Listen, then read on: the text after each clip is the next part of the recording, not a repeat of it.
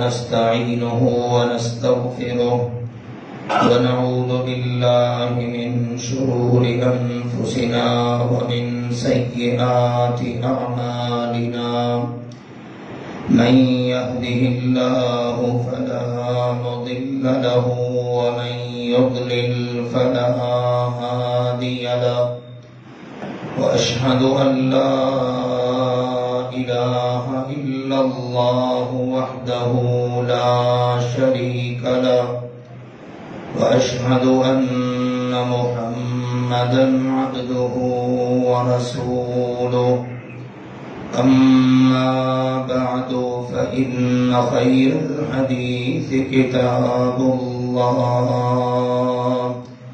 وخير الهدي هدي محمد صلى الله عليه وسلم وشر الأمور محدثاتها وكل محدثة بدعة وكل بدعة ضلالة وكل ضلالة في النار.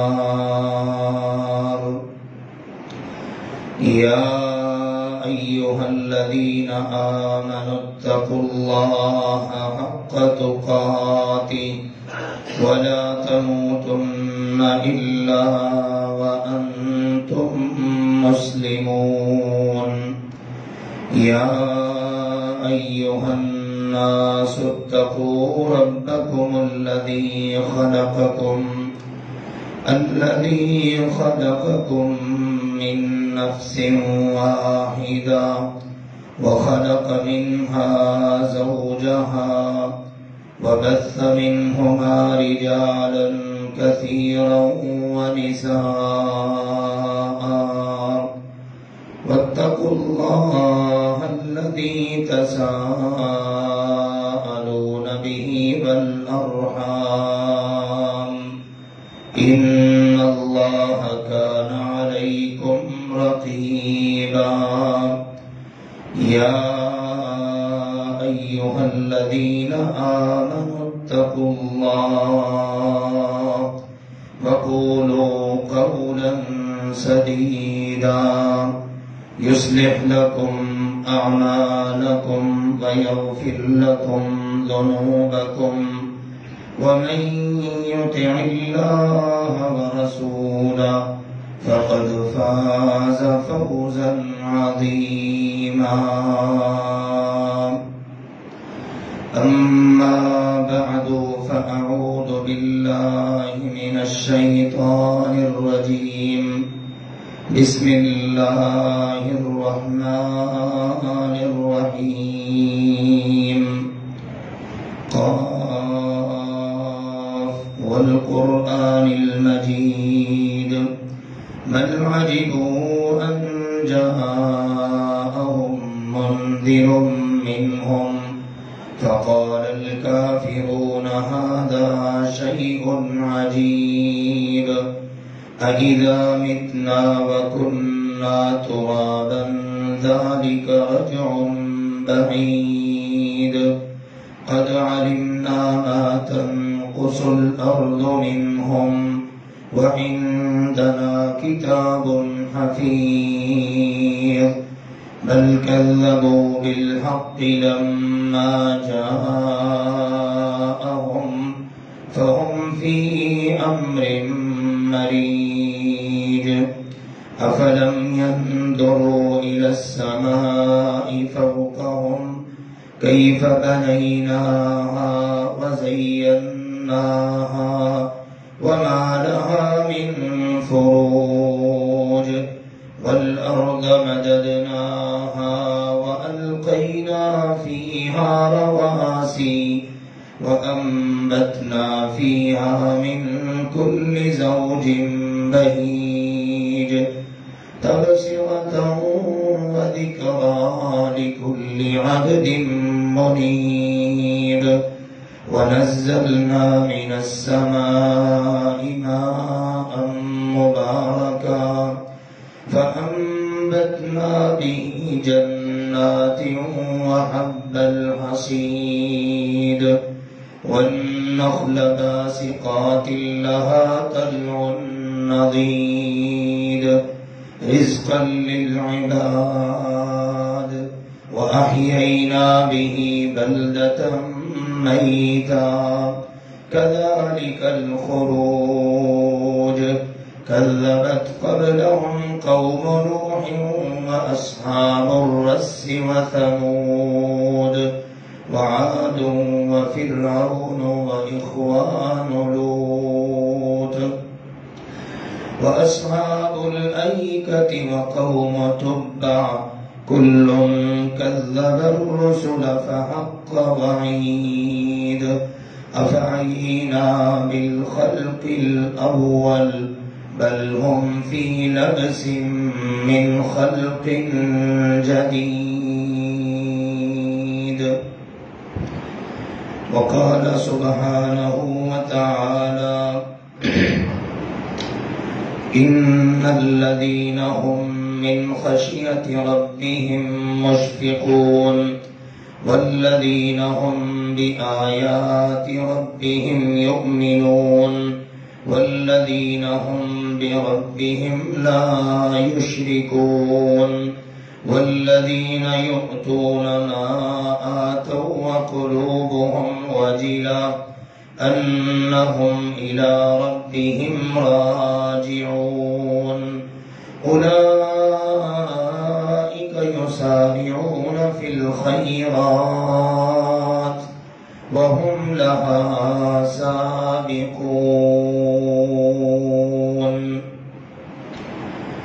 اللہ سبحانہ وتعالی نے ارشاد فرمایا ان الذین هم من خشیت ربهم مشفقون، یقیناً وہ لوگ جو اپنے رب سبحانہ وتعالی کے ڈر، خوف، خشیت سے سہمے جاتے ہیں، ڈرے جاتے ہیں. والذین هم بآیات ربهم یؤمنون، اور وہ لوگ جو اپنے رب کی آیات پر ایمان رکھتے ہیں. والذین هم بربهم لا یشرکون، اور وہ جو اپنے رب کے ساتھ شرک نہیں کرتے. والذین یؤتون ما آتوا وقلوبهم وجلة، اور وہ لوگ ہیں جو کچھ دے سکتے ہیں دیتے ہیں، جو کر سکتے ہیں کرتے ہیں، لیکن پھر بھی ان کے دل ڈر رہے ہوتے ہیں. انہم الی ربہم راجعون، کہ یقیناً ان سب کو اپنے رب کی طرف پلٹنا ہے. اولئک یسارعون فی الخیرات، یہی لوگ ہیں جو نیکیوں میں تیزی سے آگے بڑھتے ہیں. وَهُمْ لَهَا سَابِقُونَ، اور وہ ان میں سبقت کرنے والے ہوتے ہیں. اللہ سبحانہ وتعالی کی توفیق سے ہم نے رمضان المبارک کو مکمل کیا. جسے اللہ نے جس قدر توفیق عطا کی، اس نے اسی قدر عبادات کر کے اللہ کو راضی کرنے کی کوشش کی. اللہ تعالیٰ سب کی محنتوں کو قبول فرمائے اور ہم سب سے راضی ہو جائے، اور جو اس کا مقصد ہے اللہ وہ ہم سب کو عطا فرمائے. اس وقت دو باتیں انتہائی قابل غور ہیں جن کی طرف ہر مسلمان کو توجہ کرنی چاہیے.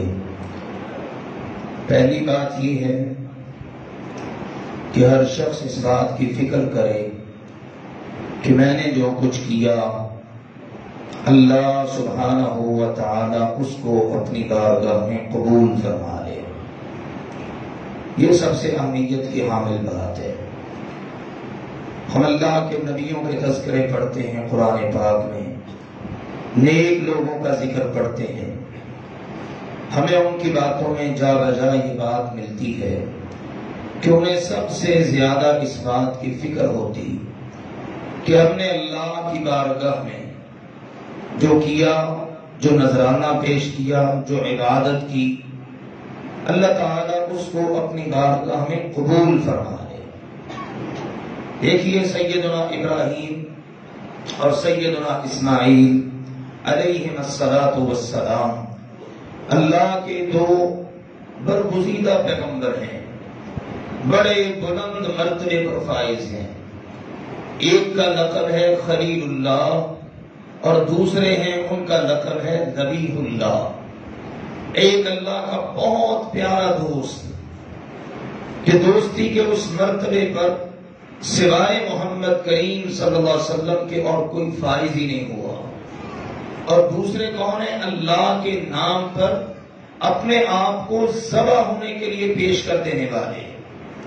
اللہ کا گھر بنایا، اللہ نے رہنمائی فرمائی، جنت سے اللہ تعالیٰ نے حجر اسود عطا کیا، فرشتوں کا ساتھ ملا، لیکن اس سب کے باوجود اللہ کا گھر بنایا تو کہہ رہے ہیں ربنا تقبل منا، اے ہمارے رب ہم سے اس عمل کو قبول فرما لے۔ یہ ہے اہمیت کی حامل بات، اور سب سے زیادہ فکر والی اس وقت ہمارے لیے بات، ہم دعا کریں میرے عزیزوں، ہم تو گناہ گار ہیں، خطا کار ہیں، سیاہ کار ہیں، دن رات نہ جانے کتنی اللہ کی نافرمانیاں کرتے ہیں۔ وہ ہستیاں جن کا وقت بہت اچھا گزرتا، رمضان کو پا لیتے تو اتنی قدر کرتے کہ امت کے لیے نمونہ بن گئے۔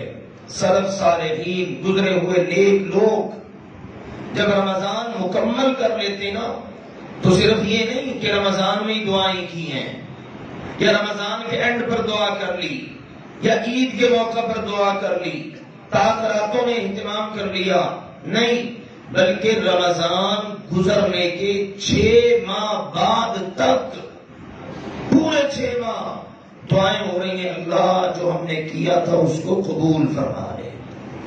یہ ہوتا ہے احساس، یہ ہوتی ہے فکر۔ آئیے ہم بھی اسی بات کی کوشش کریں، اور اس بات کا ڈر بھی ہے کہ پتہ نہیں اللہ سبحانہ و تعالی رد بھی نہ کر دے، کوئی میری ایسی کوتاہی، کوئی میرا ایسا گناہ، کوئی میری ایسی غلطی کہ اس کی وجہ سے یہ نہ ہو کہ اللہ کے عمل قبول ہی نہ ہو۔ ابھی جو ابتدا میں نے آیات پڑھی ہے، ترجمہ بھی آپ نے سنا، سورۃ المؤمنون کی آیات، ان الذین هم من خشیۃ ربهم مشفقون، کتنی اچھی اچھی یہ صفات ہیں۔ وہ لوگ خوش نصیب جن کے دلوں میں اللہ کا ڈر ہے اور ہر وقت اللہ کے ڈر میں رہتے ہوئے وقت گزار رہے ہیں۔ یہ کوتاہی نہ ہو جائے، اللہ سے ڈر لگتا ہے، یہ غلطی نہ ہو جائے، اللہ سے ڈر لگتا ہے، یہاں اللہ کی پکڑ نہ ہو جائے، اس قدر اللہ سے ڈرنے والے۔ والذین هم بآیات ربهم یؤمنون، رب کی آیات پر ایمان بھی رکھتے ہیں۔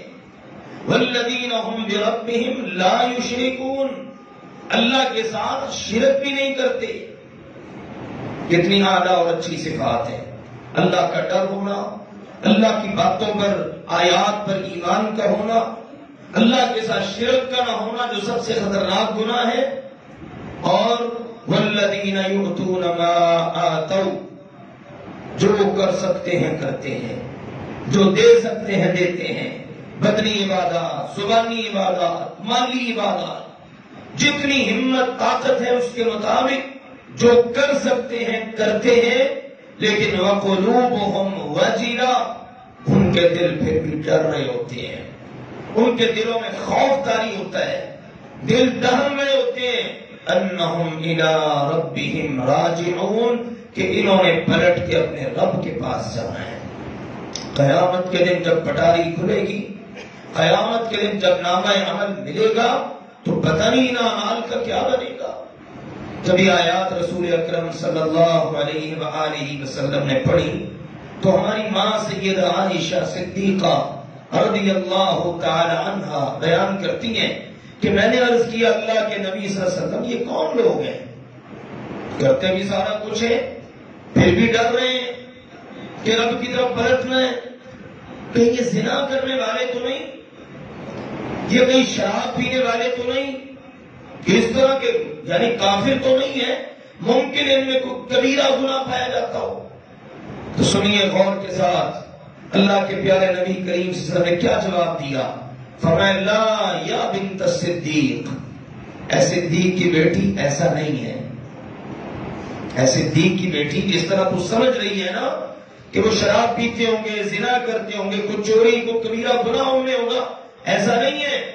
وَلَكِنَّهُمْ الَّذِينَ يُصَلُّونَ وَيَصُومُونَ وَيَتَصَدَّقُونَ، یہ وہ لوگ ہیں جو نماز بھی پڑھتے ہیں، یہ وہ خوش نصیب ہیں جو روزے بھی رکھتے ہیں، یہ وہ ہیں جو صدقہ بھی کرتے ہیں، لیکن اس کے ساتھ ساتھ ان کو ڈر ہوتا ہے اللہ یقبل منہم، ایسا نہ ہو کہ ان کا یہ سب کچھ اللہ کے ہاں قبول نہ ہو سکے. جو ان کے دلوں میں خوف رہتا ہے، ڈر رہتا ہے، کیونکہ اصل بات ہے قبولیت کی. اللہ نے قبول کر لیا چھوٹے سے عمل کوئی تو بڑے نیارے ہو جائیں گے، اور اگر بڑے سے بڑے عمل کو بھی اللہ نے رد کر دیا، قبول نہ کیا، تو پھر کچھ بھی نہیں بنے گا. اس لیے اس بات کی فکر کرنی ہے. اذ قالت امرأة عمران، سیدنا عمران کی اہلیہ جس وقت اللہ تعالیٰ نے بچے کی امید بنائی تو کہنے لگی انی نذرت لک ما فی بطنی محررا، اے میرے اللہ میرے بطن میں جو ہے میں اس کے حوالے سے نظر مانتی ہوں یہ تیرے نام پر آزاد ہوگا، اپنا کوئی کام نہیں لوں گی، بس یہ تیرے کام کرے گا، تیرے نام پر وقف. لیکن اللہ میں نے تو نظر مان لی ہے، میں نے تو ارادہ کر لیا ہے، میں نے تو یہ نیکی تیری بارگاہ میں پیش کر دی ہے، فتقبل منی، اللہ اس کو میری طرف سے قبول فرما دے. تیری شان یہ ہے، تیری عظمت یہ ہے، تو جس کو چاہے قبول کر لے، جس کو چاہے رد کر دے. تو میری یہ التجا ہے کہ تو اس کو قبول کر لے. تو اس لیے میرے عزیزوں ہمیں اس بات پر بہت غور کرنا ہے، توجہ کرنی ہے اور اللہ تعالیٰ سے قبولیت کی دعا کرنی ہے. مگر ایسے لوگ بھی ہوتے ہیں جن سے اللہ اتنا ناراض ہوتا ہے. اللہ کہتا ہے قُلْ أَنفِقُوا طَوْعًا أَوْ كَرْهًا لَن يُتَقَبَّلَ مِنكُمْ، میرے پیغمبر ان لوگوں سے فرما دیں تم خوشی سے جو مرضی خرچ کرو یا مجبوری سے کرو، جتنا ہوتا ہے جو تم سے لٹایا جاتا ہے لٹا دو اللہ کی راہ میں. اللہ کا فیصلہ اٹل ہے، لن يتقبل منکم، تمہارا کچھ بھی اللہ کے ہاں قبول نہیں ہوگا، کیونکہ انکم کنتم قوما فاسقین، تم یہودی نہیں ہو، تم عیسائی نہیں، تم کافر نہیں، تم مشرک نہیں، تم کون ہو؟ تم فاسق ہو، گناہگار ہو. تمہارے اندر فسق و فجور والا گناہ ایسا ہے جو رکاوٹ بن چکا ہے کہ تم جو عمل بھی کرو گے اللہ کے یہاں قبول نہیں ہوگا. فسق و فجور چھوڑو تو اللہ تمہارے عمل قبول کر لے گا. تو قرآن پاک میں اور احادیث میں ہمیں اس بات کا بہت احساس دلایا گیا ہے. دوسری بات یہ ہے جس کی فکر کرنے کی ضرورت ہے کہ اگر میرا عمل قبول ہوا ہے تو پھر بھی مجھے کوئی اندازہ کا ہو نہ. ایک ایک قیامت کے دن بندے کو پتا چلے گا عملوں کا کیا بنا. لیکن دنیا میں کچھ علامات ہیں جن کی بدولت بندہ پہچان کر لیتا ہے کہ میرا عمل میرے مالک نے یقیناً قبول کر لیا ہے. اور اس کی بہت بڑی علامت اور اس کی طرف ہم نے بڑھنا ہے، توجہ کرنا ہے، وہ یہ کہ جب مالک کسی عمل کو قبول فرما لے تو اللہ مالک الملک اپنے اس بندے کو مزید کام کی توفیق عطا فرما دیتا ہے. ہاں میرے بندے یہ تیرا عمل قبول ہے، ایکسپٹیبل ہے، میں نے اس کو منظور کر لیا ہے، لیکن یہ تو تو نے کر لیا ہے، اب مزید یہ کام کر. اسی لیے نبی اکرم صلی اللہ علیہ وسلم کی تعلیم ہے آپ نے جو عمل کیا کوشش کرو مستقل مزاجی سے اس کو کرتے رہو. یہ نہیں ہے تھوڑا سا وقت کیا، رمضان آیا تو کر لیا، رمضان کے بعد چھٹی ہو گئی، ایسا نہیں کرنا. مشکل میں پھنس گئے تو کر لیا، نمازیں بھی پڑھی جا رہی ہیں، ذکر اذکار بھی ہو رہا ہے، توبہ استغفار بھی ہو رہا ہے، وظیفے بھی پوچھے جا رہے ہیں، عمل ہو رہے ہیں، لیکن جیسی مشکل ختم ہوئی پھر پہلے والی زندگی۔ ایسا نہیں ہونا چاہیے۔ اللہ سبحانہ و تعالیٰ کو یہ ادائیں پسند نہیں۔ قرآن پاک کی آیات یہ بتاتی ہے ایسے لوگ جو کبھی ایمان میں، کبھی کفر میں، کبھی اللہ کی فرمانبرداری میں، کبھی ناشکری میں، مطلب کی عبادت کر لی اور جب دل چاہا نہ کی، کہیں پکڑ ہو گئی تو عبادت میں آ گئے۔ اللہ سبحانہ و تعالیٰ نے ان کے بارے میں بھی واضح کہہ دیا ان کے عمل پھر میرے ہاں قبول نہیں ہوتے۔ ان الذین آمنوا ثم کفروا ثم ازدادوا کفرا لن تقبل توبتهم، ان کی تو پھر اللہ توبہ بھی قبول نہیں کرتا۔ ایمان لائے تو ایمان پر ثابت قدمی دکھائے، مضبوطی دکھائیں، پھر کفر کی طرف پلٹ کے دیکھنا، گناہوں کی دنیا کے اندر جانا، پھر اس کے اندر آگے بڑھتے چلے جانا، اس سے اپنے دامن کو بچائیں، کیونکہ جو لوگ یہ کرتے ہیں نا پھر وہ توبہ بھی بعض اوقات کرتے تو اللہ وہ بھی قبول نہیں کرتا۔ اس لیے اب ہم نے یہ دیکھنا ہے، میں نے عید کر لی، عید کے بعد کے جو ایام میرے گزرے ہیں اور آگے جو میں نے گزارنے ہیں، کیا یہ ایام نیکی والے ہیں یا کہ میں نے شوال کا چاند طلوع ہوتے ہی نیکیوں کا دروازہ بند کر دیا ہے؟ میرے عزیزوں، جنت کے دروازے بند ہوئے ہیں، جہنم کے کھل گئے کہہ لیجیے، کیونکہ رمضان میں تو بند کر دیے جاتے ہیں نا۔ شیاطین جو جکڑے ہوئے ہوتے ہیں وہ اللہ نے آزاد کر دیے، لیکن میرے لیے، آپ کے لیے نیکیوں کا، اللہ کو راضی کرنے کا دروازہ کھلا ہوا ہے، اور وہ اس وقت تک کھلا ہے جب تک ہمیں موت نہیں آ جاتی۔ اسی لیے اللہ نے اپنے پیغمبر صلی اللہ علیہ وسلم سے کہا، میرے پیغمبر فسبح بحمد ربک وکن من الساجدین واعبد ربک حتی یأتیک الیقین، میرے پیغمبر اپنے رب کی تسبیح بیان کرتے رہو، اللہ کی حمد بیان کرو، اللہ کا ذکر کرو، اللہ کی بارگاہ میں سجدے کرو، اور اللہ کی، اپنے رب کی عبادت کرتے رہو حتیٰ کہ آپ کو موت آ جائے۔ کہاں اللہ نے اپنے پیغمبر کو ہے سمجھا، ان کی ساری امت کو دیا ہے کہ تا دم آخر تم نے اپنے رب کی عبادت میں لگے رہنا ہے، اللہ کی عبادت کرتے رہو۔ نبی اکرم صلی اللہ علیہ وسلم ایک دعا کرتے، اللہ سے التجا کرتے، ہمیں وہ دعا پڑھنی چاہیے، اہتمام کرنا چاہیے۔ یا مثبت القلوب ثبت قلبی علی دینک، اے دلوں کو جما کے رکھنے والے اللہ، میرے دل کو اپنے دین پر، اپنی فرما برداری پر، اپنی اطاعت پر جمائے رکھنا۔ ہماری ماں سیدہ ام سلمہ رضی اللہ عنہ کہتی ہیں، اللہ کے نبی صلی اللہ علیہ وسلم جب میرے پاس ہوتے نا تو یہ دعا بہت پڑھ رہے ہوتے۔ ایک روز میں نے پوچھ ہی لیا، اللہ کے نبی جی آپ اس دعا کو اتنا پڑھتے ہیں، حالانکہ آپ کے دل جیسا تو کائنات میں کسی کا دل ہی نہیں، اور آپ بھی کہہ رہے ہیں اللہ سے؟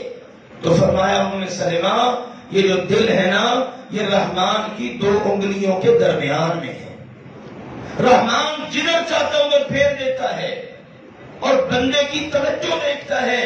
اگر بندے کا میلان ہے نیکی کی طرف تو رحمان نیکی کی طرف پھیر دیتا ہے، بندے کا میلان ہے برائی کی طرف رحمان ادھر کو پھیر دیتا ہے، کیونکہ رحمان کہتا بندے تیرے اوپر زبردستی نہیں کرنی، تجھے اختیار ہے، اما شاکرا و اما کفورا، تیری مرضی ہے شکر گزار بن جا، تیری مرضی ہے ناشکرا بن جا۔ تو اس لیے آؤ میرے عزیزوں، ہم سب اس بات کا اہتمام کریں، نیک عملوں میں آگے بڑھیں۔ دیکھو نا رمضان کے روزے اللہ نے فرض کیے نا، اس کے بعد یہ نہیں کہ اب اس کا سلسلہ بند، نہیں، بلکہ نفلی روزوں کا سلسلہ اللہ نے اگلے ماہ رمضان تک رکھ دیا ہے۔ اب یہ شوال ہے تو کا شوال میں 6 روزے رکھ لو، جس نے رمضان کے روزے رکھے، ثم اتبعہ 6 من شوال، پھر اس کے بعد اس نے 6 روزے شوال میں رکھ لیے، اور اس کی کوئی پابندی نہیں۔ ایسے ہی ہم لوگوں نے، مسلمانوں نے پابندیاں لگا دی، لو جی اگلے دن سے شروع کرنے، لو جی لگاتار رکھنے، کوئی ایسی پابندی نہیں۔ آپ 1 روزہ رکھیں، 2-4 دن کا وقفہ ڈال لیں، پھر روزہ رکھ لیں، پورے مہینے میں آپ نے 6 روزے مکمل کرنے ہیں. اور نبی اکرم صلی اللہ علیہ وسلم نفلی روزوں کے حوالے سے اتنی رخصت دی. ایک روز دن میں تشریف لائے گھر، زوال سے پہلے کا ٹائم ہے. ہاں میری زوجہ کو ہے کھانے کو کچھ؟ کہا جی نہیں. فرمایا چلو ٹھیک ہے پھر ہمارا روزہ ہی ہے. نفلی روزہ اتنا آسان اور سہولت والا. نفلی روزہ رکھا ہوا صبح سے اور بھوک کی شدت ہے، کھانے کو کچھ ہے، ایک اور روز تشریف لائے. ہاں جی یہ ہے. فرمایا لاؤ، ہم نے تو صبح سے روزہ ہی رکھا ہوا تھا. تو مقصد کیا ہے؟ روزہ آپ نے رکھ دیا، ضرورت پڑ گئی کھولنے کی کھول لے، اس کی کوئی قضا نہیں ہے. جو حکم اصل عبادت کا ہے وہی اس عبادت کی قضا کا ہے. نفلی عبادت کر رہے ہیں تو قضا بھی نفل ہے، فرضی عبادت کر رہے ہیں تو قضا بھی فرض ہے. مثلا ظہر کی نماز آپ نے پڑھنی ہے، چھوٹ گئی، وہ فرض ہے، آپ نے پڑھنی ہے. اگر آپ سے نفل چھوٹ گئے، مثلا تہجد کی نماز نفلی ہے چھوٹ گئی، تو اس کا مقصد یہ نہیں کہ آپ نے لازمی پڑھنی ہے، آپ نے اس کی ضروری قضا دینی ہے. جو حکم اصل عبادت کا ہے وہی اس کی قضا کا ہے. نفلی روزہ رکھا ہوا ہے، کسی نے دعوت کر دی، آپ گئے ہیں کسی کے ہاں، اس نے دعوت کر دیا، آپ نے روزہ افطار کر دیا، کوئی قضا نہیں، کر سکتے ہیں پھر رکھ لیں.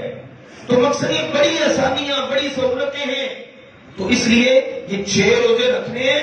تو فرمایا جس نے یہ 6 روزے رکھ لیے نا، کانا کا سیام الدہر، وہ ایسے ہی ہے جیسے اس نے پورے زمانے یعنی پورے سال کے روزے رکھ لیے. سال میں کتنے دن ہیں؟ 360 تقریباً. 10 دن کا آگا پیچھا شمسی قمری کیلنڈر کے لحاظ سے ہوتا ہے. 30 دن ہو گئے رمضان المبارک کے اور 6 دن یہ. اللہ تعالیٰ کے یہاں ایک نیکی کی کم از کم قدر و قیمت ہے 10 کے برابر. ایک روزے کا اجر 10 روزوں کے برابر. دیکھیے کتنا خوبصورت ہمارے لیے پیکج ہے. اس پورے ماہ میں شوال میں رکھنے ہیں صرف 6 روزے اور اللہ پورے سال کے روزوں کا اجر عطا کر دے گا. پھر اسی طرح سوموار آتی ہے، جمعرات آتی ہے، اس کا روزہ رکھ لیں. شوال میں ایسی ترتیب بنا لیں، شوال کے روزے بھی ساتھ ہی کور اور جمعرات اور سوموار کا روزہ بھی ساتھ ہی اللہ کے نبی رکھا کرتے تھے. سوموار کا روزہ بھی، جمعرات کا روزہ بھی. پھر ایام بیز آتے ہیں چاند کے لحاظ سے 13، 14، 15 تاریخ. فرمایا جو ان 3 دنوں کے روزے رکھ لیتا ہے گویا اس نے پورے مہینے کے روزے رکھ لیے. تو یہ ہمارے لیے اللہ کی طرف سے بڑی خوبصورت باتیں ہیں، بڑی خوبصورت یہ ہمارے لیے پیکج ہیں، بڑے بہترین ہمارے لیے اللہ تعالیٰ کی طرف سے یہ انعامات ہیں. ہمیں ان سے بھرپور مستفید ہونا چاہیے. تو میرے عزیزوں، دوسری گزارش یہی ہے کہ ہم اب اس بات کی طرف توجہ کریں ہمارا نیکیوں کی طرف کتنا رجحان ہے. اللہ یہ کہہ رہا اولئک یسارعون فی الخیرات، یہ لوگ جن کی یہ صفات ذکر ہوئی نا، ڈر رہے ہیں پتہ نہیں اللہ کے قبول ہوا نہیں ہوا، اللہ تعالیٰ کیا سلوک فرمائے، اللہ کے رد نہ کر دے. اب اس ڈر کے پیش نظر نیکیوں میں جلدی کرتے اور سبقت کر رہے ہوتے ہیں، آگے بڑھ رہے ہوتے ہیں. آئیے ہم سب بھی اپنے آپ کو ایسے لوگوں میں شامل کرنے کی بھرپور کوشش کریں. اللہ ذو جلال والاکرام ہم سب کو دین پر استقامت عطا فرمائے. نبی اکرم صلی اللہ علیہ وسلم نے فرمایا احب الاعمال الی اللہ، اللہ کے ہاں سب سے پسندیدہ عمل وہ ہے جس سے اللہ سب سے زیادہ محبت کرتا ہے، وہ ہے کہ جس پر بندہ ہمیشگی کرتا ہے، جس پر مستقل مزاجی سے چلتا ہے. اللہ تعالیٰ ہم سب کو یہ توفیق عطا فرمائے، ہمارے عمل قبول فرما لے اور ہمیں ہمیشہ نیکی پر، اچھے اعمال پر استقامت عطا فرمائے. وآخر دعوانا ان الحمد للہ رب العالمین.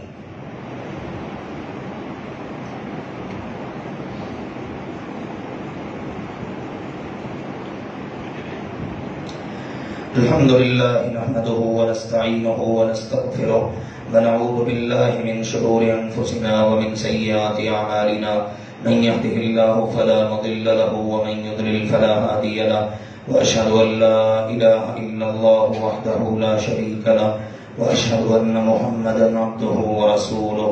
أما بعد فإن خير الحديث كتاب الله، وخير الهدي هدي محمد صلى الله عليه وسلم، وشر الأمور محدثاتها، وكل محدثة بدعة، وكل بدعة ضلالة، وكل ضلالة في النار. أما بعد، نبی اکرم صلی اللہ علیہ وسلم نے یہ تعلیم ارشاد فرمائی ہے۔ بعض اوقات کوئی ایسا عمل ہوتا ہے کہ جس سے پھر اصلاح کا موقع مل جاتا ہے۔